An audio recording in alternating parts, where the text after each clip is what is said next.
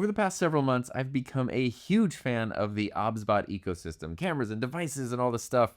I had no idea how good and capable these things were. I'm sure you've seen some of the videos I've done on them because it's something new and exciting, at least to me, like in the world of cameras and streaming and all that stuff, which is just super, super fun. If you're in that ecosystem, there is an accessory that you might see. And so my goal today, if you're wondering if the OBSBOT Smart Remote is worth it for your setup, is to tell you that yes, it's 100% worth it, show you how to use it, and then also show you some stuff that you might not realize it's capable of doing. Now you might notice this blue part on my remote here, and this is actually a cover that I 3D printed because by default, the remote comes with these sort of exposed connectors. It almost looks like a Nintendo Switch controller. And I found a 3D print file, not one that I made, but one that I found that lets you still charge it, but also covers those up. And of course, then I had blue filament, so I printed it in blue. So the remote itself is pretty simple. Right now it's controlling the Tail 2 over here. And actually, if I zoom in, you can get a closer view. These are the basic controls. You've got a power button. You've got a multi-scene button. Kind of talk about that. You've got focus button, record button, your joystick, you've got tracking options, preset options, and then device control options along with a custom button here. And then on the side, you've got zoom and power, and then your USB-C charging on the side over here. The battery life in the remote is rated for about 2.5 hours, so that's pretty decent, but it is something that I always make sure to charge before I know I'm gonna use it for a long period of time. And the range, the effective range of the remote is 60 meters, which is, look at my notes, 196 feet. So that's pretty far.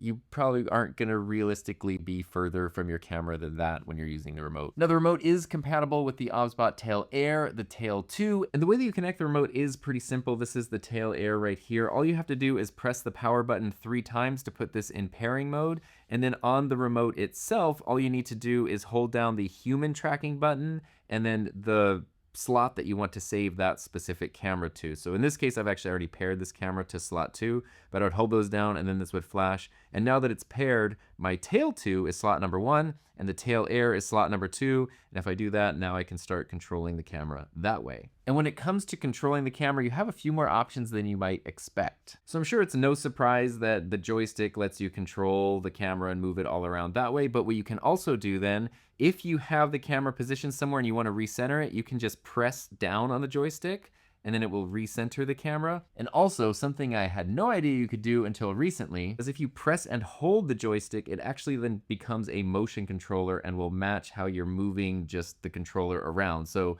if you remember that I mentioned this is like kind of like a Nintendo Switch remote, now it's even more so because you can hold it and move it around. I have found that it is very hard to do, especially when you're facing the camera and you're trying to because it's mirrored and it's all backwards. But in situations like the one over here where I'm looking at the feed of the camera, I can then do that. And now it's much easier for me to just decide where I want the camera to move and how I want the camera to be pointed. If I don't want to have to constantly control everything, you do have presets. I've talked about this in my video on using the OBSBOT cameras with the YOLO Box Ultra. This is pretty cool. Presets are one of my favorite ways to use the camera, and I've been using them a lot in my workflow. Basically, when you have a shot that you like or a position that you like, you just hold down one of these preset buttons, and then it will save this as a preset. So right now I have this zoomed in shot, but say I wanted to have a shot like this as a preset, I can just hold this down, and now this will be a preset. And if I want to switch between these, I can just press preset number 1, and it will go into my zoomed in shot over here. And then when I quickly want to change that again, I can press preset number 2 and it will zoom back out over here. Hello, I didn't realize it was going to go to me and then zoom out. So that was fun. And then you do have your focus and your record option. So if you want to record internally to the camera, you can just press the record button and it will record to the SD card. And then the shutter button, the focus button, will let you either snap a photo if you want to, but also if you just quick press it, it will refocus the camera, which I found is especially helpful on this one, the Tail Air, because sometimes this one, I've noticed it goes out of focus a little bit more than the Tail 2 does, but if you see that's happening, you can just quickly press that button and it snaps back into focus, and it works really well. I'm not entirely sure how it decides what to focus on, but it seems like whatever I'm thinking it should be focusing on is what it ends up doing. So I don't know, magic. Now the tracking buttons are pretty nifty. So the first one over here, you have human tracking and animal tracking, and that's pretty obvious. If there's a human in the shot that you want to track, you just press that to turn it on or off. or if there's an animal, you press that to turn it on or off. But you can also disable tracking. Like right now, I have selected the remote in the OBSBOT app on my phone, and so that's what it's tracking. But if I wanted to stop tracking, I can just press the tracking button, and now it's not going to track the remote anymore. Now, if I do that and I press tracking again, it's not going to go back to the thing I had originally selected. It's going to try to find a human. So just kind of be aware it's a good way to turn off selected object tracking, but it's not a good way to turn on selected object tracking. Hard to keep track of all those tracking options, but there is actually one more that works with the tail air that's pretty cool and super unique. So in a few of my other videos about the remote, I've mentioned that it has a laser pointer, which is pretty fun. I like laser pointers. I was a kid in the 90s when you could buy, you know, all the laser pointer packs with the changing tip shapes and stuff, and that was super fun. So I was like, hey, cool, laser pointer. I was also a teacher for a long time, giving presentations, and being able to use a laser pointer to point at stuff, super helpful. I did not know that there was actually another use for the laser pointer, and I have found that it works with the tail air.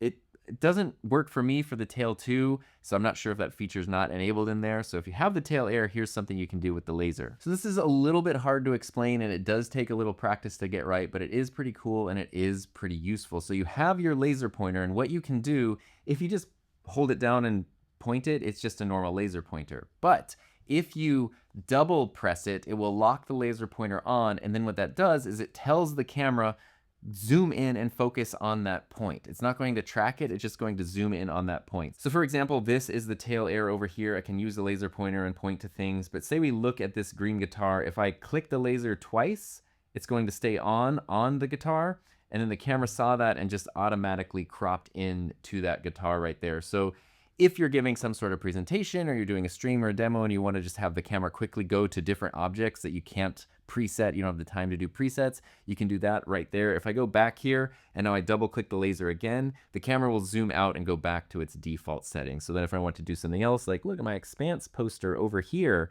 it should then see that and now crop into the expanse poster over there. So it's pretty nifty. Again, it is something that it takes a little bit of time to sort of figure out how it works with the camera. I've also found that it works better if I have the camera, like the app showing the camera.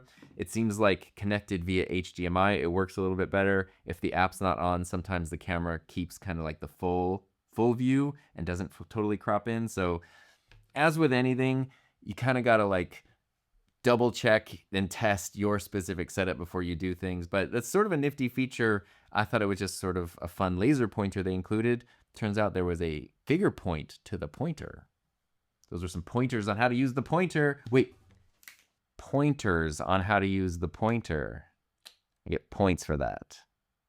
Now the last thing is the OBSBOT button down here can be set to do custom options, which can be assigned through the OBSBOT app. So if I turn off my tracking and now I bring up my phone here so you can kind of see, if I go into my settings, if you scroll down in the menu, there is an option to customize buttons. And when you do that, you sort of have different options for different cameras. So on the Tail 2, I can turn the status light on or off. I can turn the tally light on or off, the buzzer, which is sort of the beep the camera makes, or I can set it to just zoom to 1.0, or even trigger the initial position. So whatever the position is when the camera starts up, I can have that reset back to that. Now the settings are different on different cameras. So on the Tail Air, you do have a few different options. You can mute the output, you can do a wide shot, or you can turn on or off the status light. So like see how there's the green light on the camera there. If I press this button, it will turn it off if you want the camera to be a little more discreet and less noticeable, which is helpful for things. I've actually found those options though to be a little bit limited. I'm glad there are more options on the Tail 2, but I think if you have a custom button, it would be really nice to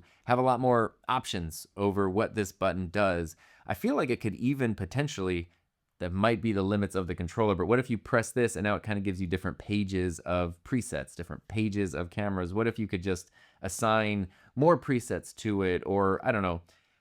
I think giving the user more control over what this button does would be awesome. So that's something I would hope to see in a future firmware update. So hopefully that helps you see how this is a super small but very powerful remote, especially for these cameras that are intended to kind of be away from you, and either they're in locations that aren't easy to reach when you're using them, or you're using them in a situation like I am where you're one person trying to do everything all at once with multiple cameras. Being able to use this is very, very powerful. Even if you don't have access to the app, this absolutely gives you everything you need to do. And if you want to know a little bit more about some of the OBSBOT gear, I do have my video about how to use it all with the YOLO Box Ultra, which is super cool. And I also have my in-depth review on the Tail 2 specifically, which, let me tell you, is one of my favorite cameras that I've used in a very long time.